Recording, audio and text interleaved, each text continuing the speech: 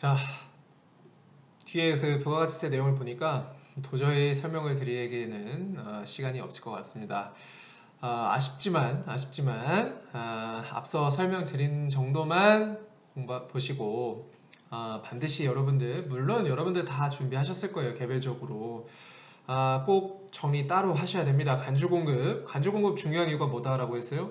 실질 공급이 아님에도 불구하고 우리 현행 부가가치세법에서 야, 우리 과세할 거야 라고 했으니까 요건 중요하고 내용이 뭔지 중요하고 우리 전산 자격증에서는 앞자 따서 이런 것이 간주 공급입니다 정도만 보시면 되세요. 아시겠죠?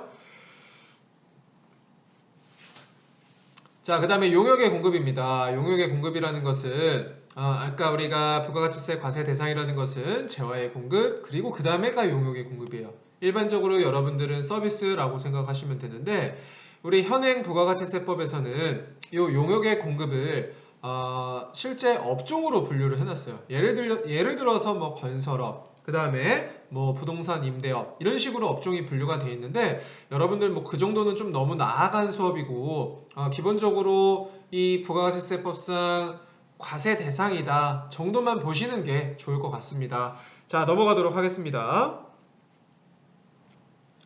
주의할 점 읽어보시면 될 것 같고요. 그 다음에 재화의 수입인데요. 이 재화의 수입이라는 것은 아까 이야기한 것처럼 사업자와는 무관하고 소비자가 수입을 했었을 때도 이 부가가치세 과세 대상이 됩니다. 그런 개념 정도 정리하시면 될 것 같고 자, 공급 시기 같은 경우에는 여러분들 이 각각의 건마이 건이 시험에 출제가 될 수 있어요. 우리 말 문제의 가장 큰 어려운 문제라고 해야 되나요? 이걸 또 암기해야 되는데 이 부가가치세법상 공급 시기는 여러분들이 기존에 이미 학습해 놓은 회계에서의 수익인식 시기와 거의 동일하고 약간의 차이, 약간의 그 구체화된 내용 정도만 정리하시면 됩니다.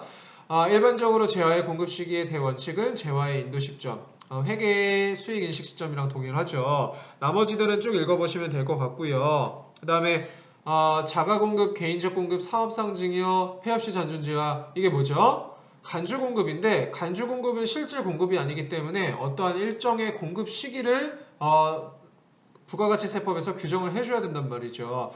대표적으로 폐업시 잔존지와 폐업할 때 우리가 부가가치세 과세할 거야 라고 했었으니까 당연히 공급 시기는 폐업 시점이다. 포괄적으로 공부를 해두시면 좋을 것 같습니다. 용역의 공급 시기 기억하시면 되고 여러분들 재화의 공급 시기와 용역의 공급 시기가 중요한 이유는 재화의 공급 시기, 용역의 공급 시기 이퀄 보기 때문에 세금계산서 발급 시기와 동일하기 때문에 반드시 기억을 해 두셔야 됩니다. 자, 넘어갈게요. 쭉 넘어가도록 하겠습니다. 자, 영세율 파트는 여러분들 실무 문제에서 무조건 출제된다라고 생각하시고 우리가 앞선 시간에 현행 부가가치세법의 특징 중에 소비지구 과세 원칙이라는 게 있었었잖아요. 자, 이렇게 생각해 봅시다. 한국이 있고요. 한국이 있고 일본이 있다. 만약에 한국이 부가세가 10%고 일본이 7%다 라고 했었을 때 이게 만약에 소비지구 과세 원칙이 아니면 한국에서 제조해서 일본에 판다. 똑같은 제품이라고 생각해 볼게요. 1억 원짜리를 한국에서 만들어서 일본에 판다. 그러면 이거의 물건값은 얼마가 돼요? 부가세 포함해서 1억 1천만 원이 되는 것이고 일본에서 만들어가지고 일본에서 판다 라고 하면 똑같은 물건 가격 1억 원에 대해서 부가세 7%니까 1억 700만 원일 것이다. 그러면 같은 물건이다 라고 하더라도 그 부가가치세율에 따라 가지고 물건값이 다르게 느껴질 수가 있단 말이에요. 소비자 입장에서는. 그러면 이게 야, 왜 대한민국은 부가세 10%냐? 일본은 7%인데 이러한 문제가 생길 수가 있다라는 거야. 그래서 이러한 문제를 극복하기 위해서 어떻게 야, 너 있잖아. 일본으로 수출할 때 부가세 10%가 아니라 0%를 부과시킬게. 그 말은 즉슨 물건값이 1억 원이잖아. 그러면 1억 원 그대로 일본으로 넘어가서 그 소비자가 일본에 있다라고 한다면 그 소비자가 소비하는 시점에 일본 부가가치세율 7%를 적용해서 1억 700만 원의 물건을 살 수 있게끔 만들어 주겠다. 이것이 소비지구 과세 원칙의 특징이다라는 거야. 이렇게 한 이유가 뭐예요? 수출을 장려하기 위해서 각국은. 영세율이라는 것은 부가가치세 단일세율 10% 단일세율을 채택한다라고 했는데 여기에서 0%를 채택한 이유가 뭐예요? 수출을 장려하기 위함이다. 그렇기 때문에 대부분의 영세율 제도는 수출과 관련된 품목들의 그 영세율을 적용을 해주고요. 일부 조세특례 제한법상 영세율 경우에는 실제 수출이 아님에도 불구하고 조세 정책적 목적으로 이 정도는 영세율 부가가치세 걷게 하지 말자. 물론 더 깊은 이면에는 교수님 그러면 면세를 적용하면 되는데 왜 영세율을 적용하나요? 그거는 영세율과 면세의 가장 큰 차이가 영세율은 완전 면세라는 특징이 있고 면세라는 것은 불완전 면세라는 특징이 있어요. 그 내용도 여러분들이 기억하시면 좋을 것 같아요. 영세율과 면세를 좀 더 디테일하게 공부를 하셔야 되는 내용입니다. 어쨌든 여러분들이 기억하실 거는 대부분의 영세율을 적용하는 것들은 수출과 관련된 것이다 라고 생각하시면 되세요. 자, 넘어가도록 하겠습니다. 자, 영세율 특징은 다음과 같은 특징이 있다. 이런 특징들 시험 문제 내기 너무나 좋죠. 왜? 객관식 시험이고 지문으로 설정하기가 너무 좋습니다. 자, 영세율 특징은 첫 번째는 국제적 이중과세를 방지해서 아까 이야기했던 소비지구 과세 원칙을 실현하기 위함이다. 두 번째로는 이거의 근본적인 목적이 뭐야? 수출을 장려하기 위함이다 라고 이야기했고 아까 이야기한 것처럼 부가가치세가 완전 면세된다라고 이야기를 했는데 왜 완전 면세되지? 이거는 여러분들 궁금하신 분들은 조금 더 디테일하게 보시면 될 것 같고 잘 모르겠다라고 하시는 분들은 그냥 기본적으로 암기하셔도 됩니다. 자, 영세율 적용 대상은 다음과 같이 규정이 돼 있어요. 일반적으로 뭐 재화의 수출이라든지 용역의 국외 공급 이것도 마찬가지죠. 외국으로 항행 용역 그죠? 그 다음에 뭐 기타 외화 획득하는 것들에 대해서는 영세율을 적용해 준다. 자, 영세율 사업자 같은 경우는 여러분들 영해세율을 적용한다라고 해서 면세 사업자와 동일하다라고 생각하시면 안 됩니다.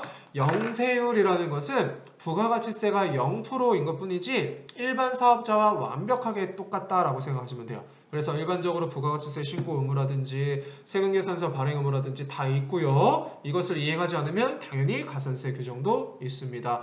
이 영세율 사업자는 당연히 부가가치세법상 일반 사업자임을 전제로 하고 있습니다. 아시겠죠?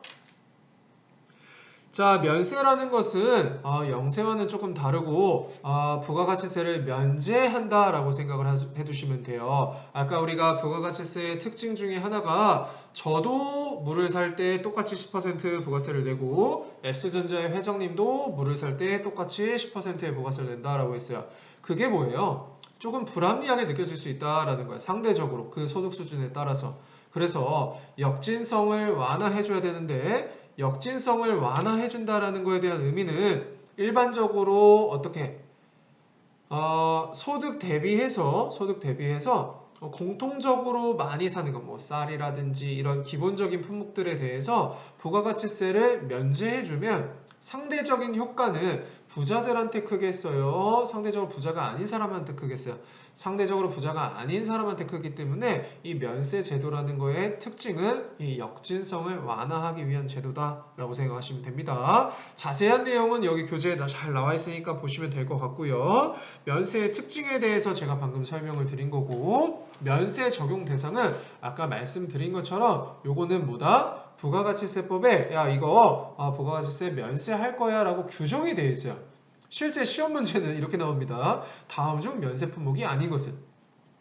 그러니까 여러분들 암기했으면 마치고 암기 안 했으면 암기 안 한 이상한 게 나와서 그러면 틀려버리는 거예요. 그래서 여러분들이 이거 기억하실 때는 기본적으로 큰 카테고리 위주로 기억하시는 거예요.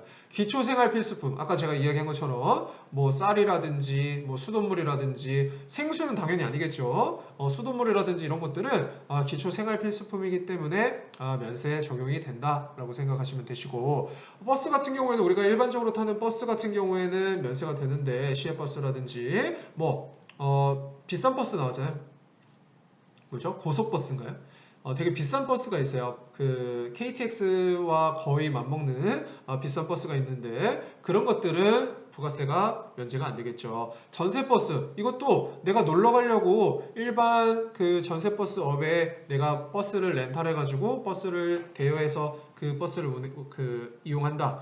당연히 면세 품목은 아니겠죠. 이런 식으로 하나씩 여러분들 조금 뭐 암기하기는 부담스럽긴 하지만 기억을 꼭 해주셔야 돼요. 그래서 뭐 대체적으로 뭐 많이 나오는 거 일반적인 의료 보건 용역 같은 거는 면세가 맞습니다. 여러분들 감기 걸리셔가지고 병원 간다 면세가 맞는데 내가 성형을 한다 이런 거 면세해주기 좀 무리가 있겠죠.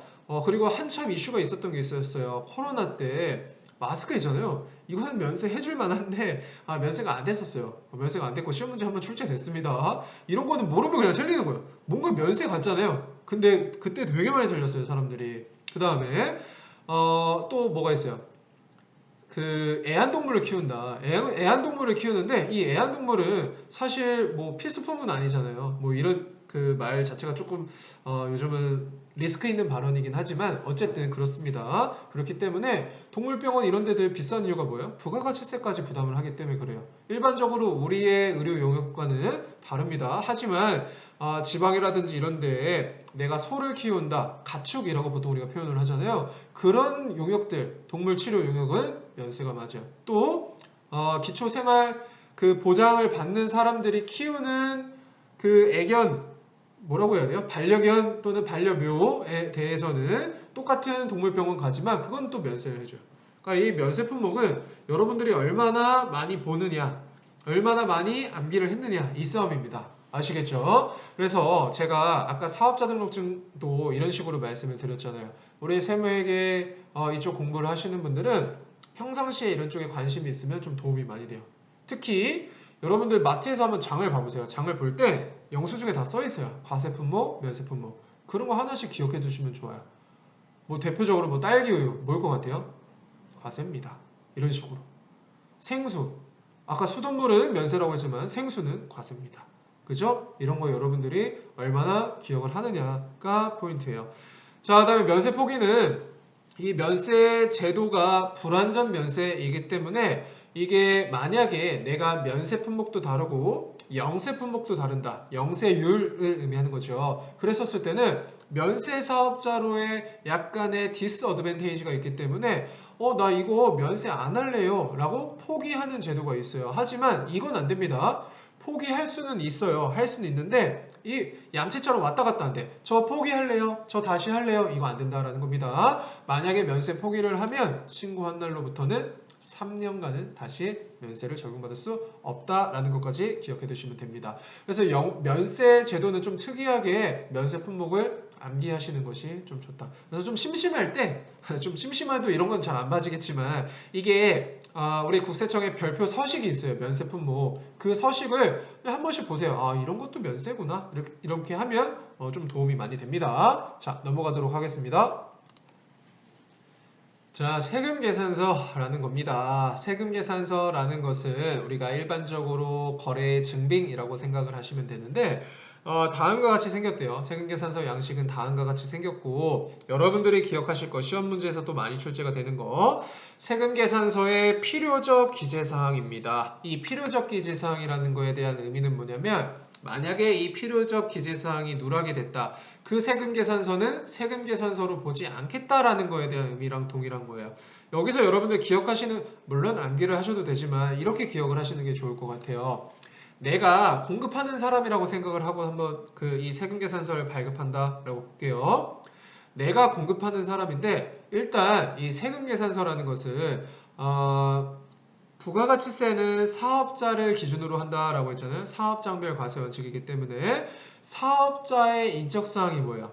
여러분들 어디 가서 인적사항 주세요라고 하면 여러분들 이름이랑 그 다음에 뭘 제시합니까? 주민등록번호를 제시하잖아요. 사업자의 인적사항은 뭐야? 사업자 인적사항이라고 하기 좀 그런데 아무튼 사업자의 인포메이션은 뭐예요? 사업자 등록번호라고 생각하시면 돼요. 이 사업자 등록번호는 당연히 기재해야겠죠. 왜? 누가 발행한지 알아야 되니까. 그렇기 때문에 내가 발급한다? 나의 사업자 등록번호는 당연히 필요하다. 그리고 나서 또 그 사업자 인포메이션은 뭐예요? 그 상호 또는 대표자가 들어가는 거야. 아시겠죠? 여기서 또는이라고 하는 이유는 상호가 들어가도 되고 아니면 그 상호가 아닌 것이 들어가도 상관이 없다라는 거예요. 명칭 같은 게 들어가도 된다라는 거예요. 그렇죠? 그리고 거래 상대방에게 내가 이 세금계산서를 발행하는 거니까 거래 상대방에 대한 인포메이션 또 뭐가 있겠어요? 그 사람의 사업자 등록번호. 근데 그 사람의 상호 등은 달라도 돼요. 예를 들어서 실무에서 이런 경우가 제일 많거든요. 헷갈려요. 주식회사 뭐라고 그러죠? 뭐 예인이라고 해보자. 이 예인이 글씨를 이렇게 써서 주는 사람이 있단 말이야. 이건 너무 예인은 누가 봐도 아나요? 뭐가 있을까요? 이렇게 해봅시다. 좀 갑자기 그런데 갑자기 생각났어요. 주식회사 재은이라고 볼게요. 이게 아인지 어인지 틀릴 확률이 엄청 높다라는 거예요. 그럼 물어보겠죠. 아이세요? 어이세요? 이거를 맞춰도 틀리는 경우가 많아요. 그래서 이런 명칭이라든지 이런 것들은 사실 크게 상관없어요. 왜? 사업자 등록번호가 있으면 세무서에 그 사업자 등록번호를 조회하면 그 사람의 상호가 나오기 때문에 크게 중요하지 않다. 너가 여기서 실수하지 말아야 될 건 뭐다? 사업자 등록번호다. 그리고 당연히 내가 거래를 할 때 뭐가 있어요? 야, 얼마짜리 거래를 하는데 그 공급가액과 그거에 따른 부가가치세. 그리고 이 작성 연월일은 뭐냐면 이 공급 시기가 언제인지, 이 세금계산서는 언제 발행했는지 그것이 필요적 기재사항이다 라고 생각하시면 돼요. 이거는 암기사항입니다. 근데 제가 누누이 말씀드리지만 암기사항을 계속 늘리잖아요. 그러면 여러분들 한계가 언제 와요? 언젠가 와. 왜? 머리 용량에는 한계가 있잖아요. 다 암기가 된다 하면 다 암기하셔도 되는데 저는 그렇게 안 됐어요. 그래서 저는 항상 이렇게 암기해야 되는 것에 대해서는 좀 한번 거기서 좀 심취를 해봤단 말이죠. 내가 실제로 세금계산서를 발급한다. 내 사업자 등록번호, 상대방의 사업자 등록번호 있어야 된다. 그리고 당연히 거래되는 금액이 필요하겠지. 거래 금액에 따른 부가가치세. 그리고 이것을 그 세금계산서를 발행한 작성 연월일. 아시겠죠? 넘어가도록 하겠습니다. 자, 그 다음에 세금계산서 보관 및 합계표 제출인데 일반적으로 이 세금계산서는 제가 아까 뭐라고 말씀드렸죠? 증빙이기 때문에 기본 5년간 보관해야 된다라고 했고 우리 세무사 사무실, 회계사 사무실 하는 게 뭐예요? 이러한 증빙들을 보관해주는 역할을 하잖아요. 일반적으로. 그렇기 때문에 5년간 우리가 보관하는 이유가 이런 내용 때문인데 자, 지금은 이 전자세금계산서라는 제도 때문에 실질적으로 저 증빙을 보관하는 일이 많지는 않아요. 전자세금계산서라는 것은 우리가 국세청 데이터베이스에 이 세금계산서를 발송시키는 것이기 때문에 전송시키는 것이기 때문에 우리가 별도로 보관할 필요가 없습니다. 자, 한번 넘어가 보도록 할게요. 전자세금계산서 의무발급 대상은 일반적으로 그 경과 규정에 따라 가지고 점점 규모가 늘어나고 있어요. 지금 현재는 법인은 전부 다 전자세금계산서를 발급을 해야 되고요.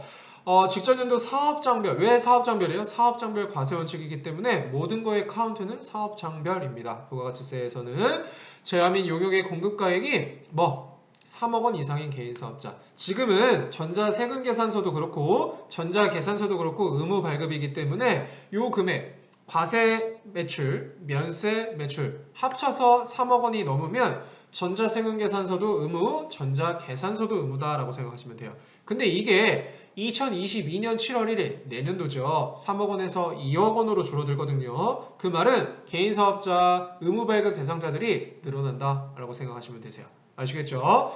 자, 그 다음에 전자세금계산서 발급명세 전송이라는 건 무슨 말이냐면 전자세금계산서를 발급을 하잖아요. 이 발급한 걸 국세청 데이터베이스에 전송을 해야 된다라고 이야기했는데 이거는 조금 옛날 이야기고 지금은 거의 모든 사업자들이 국세청 홈택스를 통해서 세금계산서를 발급하기 때문에 발급 이퀄 전송이 됩니다. 하지만 아직도 대행업체를 통해서 이 전자세금계산서를 발급하는 사람들이 있는데 이 대행하는 업체들도 당연히 바로 즉시 국세청 홈택스로 데이터베이스를 전송하기 때문에 이거에 대한 이슈는 좀 없어졌어요. 어쨌든 이런 내용이 있습니다. 자, 세금계산서 발급 시기는 아까 말씀드린 대로 재화 용역의 공급 시기이기 때문에 아까 앞서 설명드렸던 재화 용역의 공급 시기가 중요한 겁니다. 하지만 예외가 있는데 첫 번째 공급 시점 이전에 세금계산서를 먼저 발행했다. 일반적으로 실무에서는 이 세금계산서가 증빙 역할, 영수증 역할, 대금 청구 역할로 하기 때문에 실질적으로 공급하기 전에 예를 들어 이런 거겠죠. 김 사장, 내가 컴퓨터 100대 지금 팔기로 계약을 했는데 지금 세금계산서 발급했으니까 세금계산서 보고 입금해줘. 이러는 경우들이 많단 말이에요. 그랬었을 때는 어떻게? 보통 선발행하는 건 인정이 안 되겠죠. 왜? 세금계산서라는 것은 원칙은 재화 또는 용역의 공급 시기이지만 다음의 경우 세금계산서를 먼저 발행했지만 7일 이내에 대금이 들어오면 야, 이거는 인정해주자. 실무에서 이런 일이 비일비재하다. 야, 이런 거 하나하나 세금계산서 제대로 안 됐으니까 가산세 대상이다 라고 하면 사람들 난리 나겠죠. 그 다음에 공급 시점 이후에 세금계산서를 발행하는 경우가 있는데 이런 거예요. 동대문에서 옷을 판매하시는 분들은 하루에도 수백 명, 수천 명과 거래를 하는 경우들이 많은데 내가 세금계산서 발급 시기가 세무서에서 와가지고 재화의 인도 시기 때 세금계산서 발급하셔야 돼요. 이러고 있으면 어때요? 바빠 죽겠는데 그거 못합니다. 라고 한단 말이에요. 그래서 어떤 제도로 뒀냐면 그러면 세금계산서를 거래되는 것만 일단 체크하시고 한 번에 발행을 하셔도 인정을 해드릴게요. 그래서 선발급 세금계산서가 인정되는 케이스가 있고 후발급 세금계산서가 인정되는 케이스가 있습니다. 어쨌든 원칙은 재화 및 용역의 공급식이다 라고 생각하시면 되시고 수정세금계산서는 내가 세금계산서를 발행했지만 뭔가 잘못된 경우가 있으면 당연히 수정을 할 수도 있어야겠죠. 그런 내용이 수정세금계산서다 라고 생각하시면 되시고 영수증 발급 대상 사업 같은 경우에는 이러한 업종들 같은 경우에는 주로 최종 소비자를 상대로 하기 때문에 세금 계산서를 발급하기보다는 일반적인 영수증, 실무에서 많이 쓰고 있는 그런 영수증을 발급할 수 있게끔 만들어 놨어요. 하지만 아래와 같이 어떠한 규모에 따라서 고객이 요구하는 경우에는 세금 계산서를 발급해야 하는 업종이 있고 그렇죠? 고객이 원한다라고 해도 세금계산서를 발급할 수 없는 업체들도 있어요. 그것을 구별해서 기억하시면 되는데 우리 시험에서는 크게 중요하진 않습니다. 자, 이것도 여러분들 그냥 읽어보시고 넘어가시면 될 것 같고요. 특수한 경우라고 해서 매입자 발행 세금계산서라고 있는데 이런 경우에요. 제가 예를 들어서 인테리어를 했는데 인테리어 업을 제가 꼭 지칭한 건 아닌데 일반적으로 인테리어 하는 업에서 이런 일들이 많이 발생이 돼요. 내가 분명히 2천만 원을 입금했단 말이에요. 인테리어를 잘 해줬는데 하다 보면 내 마음에 안 들고 막 싸우는 경우도 많아요. 그러고 나서 이제 인테리어가 다 끝나서 세금계산서 발급해달라고 하니까 그 뒤로부터 연락을 안 받아. 나는 분명히 2천만 원에 부가세 200만 원까지 냈는데 부가세 200만 원에 대해서 증빙이 없으면 세액공제를 못 받잖아요. 그러면 난 억울하잖아요. 그랬었을 때 일반적으로 세금계산서라는 것은 매출자가 발행을 해야 되는 것이 맞지만 매출자가 발행을 하지 않는 경우에 매입자가 세금계산서를 발급할 수가 있는데 이것도 일반적인 게 아니기 때문에 요건이 있어요. 요건이 있고 과세관청의 승인을 받아야 됩니다. 어쨌든 이러한 특수한 경우에는 매입자도 세금계산서를 발급할 수 있다라고 생각하시면 되시고 나머지들은 쭉 읽어보시면 될 것 같아요. 쭉 넘어가도록 하겠습니다. 사실상 우리 전산 자격증에서는 제일 많이 출제가 되고 제일 중요한 부분이다 라고 생각하시면 되십니다. 자, 부가가치세 계산 구조는 다음과 같이 되어 있어요. 요거는 실제 현행 부가가치세 신고서 양식인데 자, 이렇게 생각하시면 되겠죠. 위에가 뭐다? 매출세액을 계산하는 란이고 밑에가 매입세액을 계산하는 란이다. 자, 구별해서 이제 설명을 드리면 요 매출세액 부분을 볼게요. 자, 하나씩 설명을 드리면 사업자는 대원칙이 내 매출에 대해서는 세금 계산서를 발급하는 것이 원칙이에요. 그렇죠. 그렇기 때문에 1번으로 되어 있는 겁니다.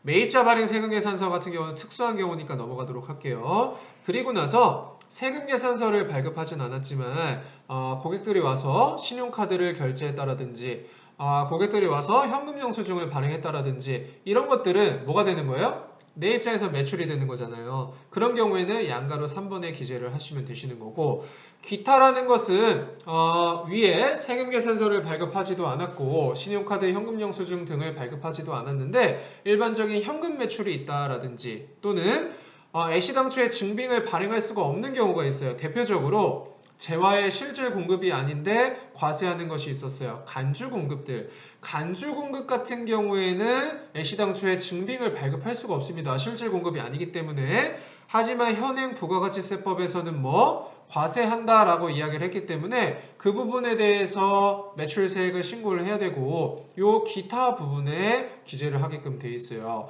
자, 그리고 우리가 아까 앞선 시간에 공부했던 영세율이라는 것도 마찬가지로 우리가 사업자는 매출은 원칙이 세금계산서라고 했는데 영세율 같은 경우는 사실 원칙은 기타예요. 왜 그러냐면 영세율이라는 것은 일반적으로 수출 거래를 이야기한다라고 했는데 수출 거래를 생각해보면 내가 국내에 있는 A 사업자가 캐나다에 있는 캐나다에 있는 탐이라는 건 좀 이상하죠? 캐나다라는이 아니라 캐나다의 B라는 회사랑 거래를 했다. 당연히 영세율 대상이 될 거고 우리가 세금 계산서를 발급할래야 발급할 수가 있어요, 없어요? 필요적 기재사항 중에 두 번째, 공급받는 자의 사업자 등록 번호가 있어야 되는데 캐나다에 있는 B사는 국내의 사업자가 아니기 때문에 사업자 등록 번호가 없어요. 물론 캐나다의 세법에 맞는 사업자 등록 번호가 있겠죠. 그 사업자 등록 번호를 기재하라는 건 아닙니다. 그렇기 때문에 영세율의 대원칙은 기타가 맞고요. 일반적으로 영세율 중에 국내 거래분이 있는데 그 국내 거래분이 요 세금계산서 발급분으로 들어가는 거예요. 그리고 이 예정신고 누락분이라든지 대손세액 가감이라든지 이런 것들은 여러분들이 추가 학습이 필요하시겠죠. 중점적으로 나오는 것은 전산세무 2급 시험 범위이기 때문에 조금 넘어가도록 하겠습니다. 자, 그 다음에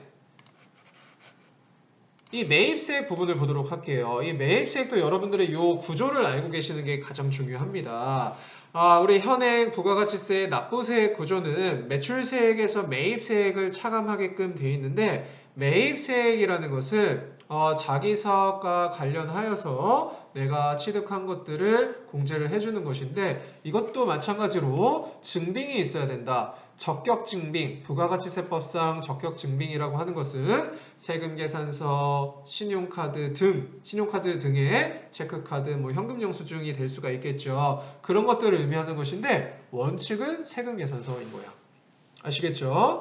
원칙은 세금계산서인데 세금계산서를 두 가지로 나눴네요. 첫 번째 일반 매입분과 두 번째 고정자산 매입분을 나눠놨습니다. 그 이유는 부가가치세의 기본적인 환급에 일반 환급이 있고 조기 환급이라는 것이 있는데 일반적인 환급 같은 경우에는 부가가치세 신고 납부 기한이 지나고 한 달 정도 소요가 됩니다. 하지만 조기 환급이라는 것은 그거의 절반 신고 납부 기간 후에 15일 정도 소요가 되는데 조기 환급의 대표적인 케이스가 요 고정자산을 취득한 경우가 있을 수가 있어요. 그렇기 때문에 이 일반 매입과 고정자산 매입 두 가지로 분류를 해놓은 겁니다. 어쨌든 여기서 중요한 거는 매입세액의 원칙 세금계산서를 수취하는 것이 맞다. 그리고 나와 있는 예정신고 누락분이라든지 매입자 발행 세금계산서는 별도로 보시면 되시고 그 밖에 공제매입세액에 여러분들이 공부 열심히 했던 거 신용카드 등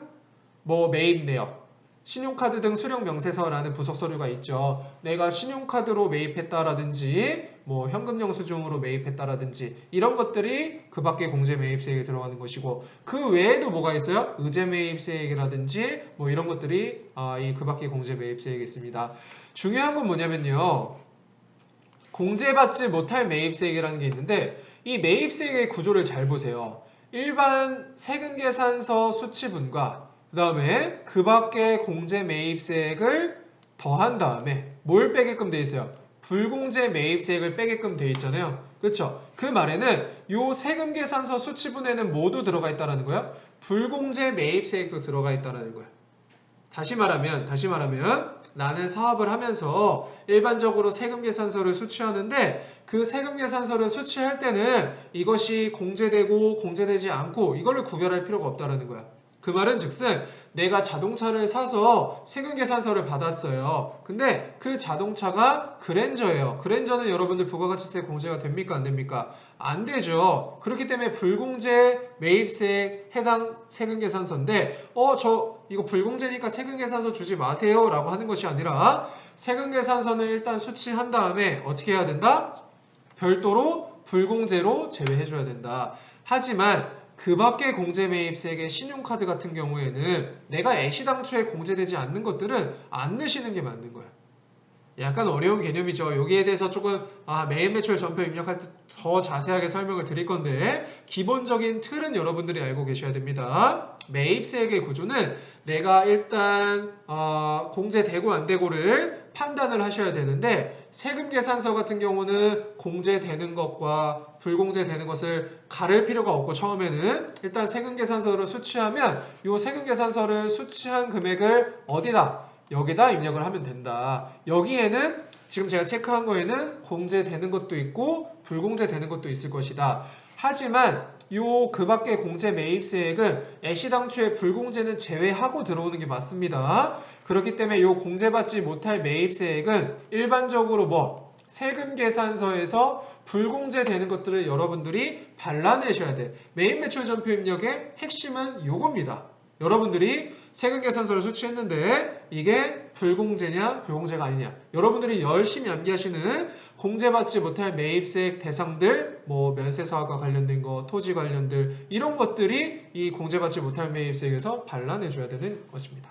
아시겠죠? 그래서 여러분들 지금 부가가치세 신고서 양식에 대해서 설명을 드렸는데 이 내용을 바탕으로 다음 시간에는 실제 부가가치세 입력 그것은 메인 매출 전표 입력이라고 하는데 이 내용과 더불어서 제가 다시 한번 설명을 드려보도록 하겠습니다.